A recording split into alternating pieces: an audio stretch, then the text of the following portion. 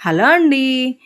ఇద్దండి ఈరోజైతే నేను చికెన్ బిర్యానీ చేస్తున్నాను. మామూలుగా నేను ఎప్పుడు దమ్ బిర్యానీయే చేస్తాను. బట్ ఈసారి ఇలా ట్రై చేశాను. ఇలా చేస్తే కూడా చాలా బావుంటుంది.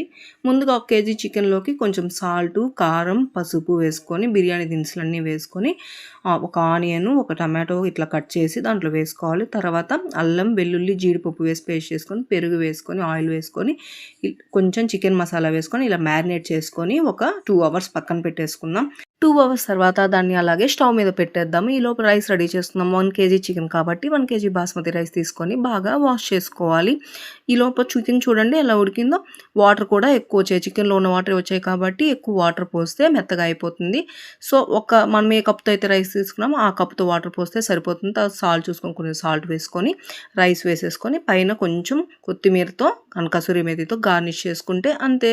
సింపుల్ అండ్ ఈజీగా అయిపోతుంది. దమ్ బిర్యానీ లాగా లేట్ అవ్వదు. ఈ వీడియోకి ఒక లైక్ చేయండి. Bye bye.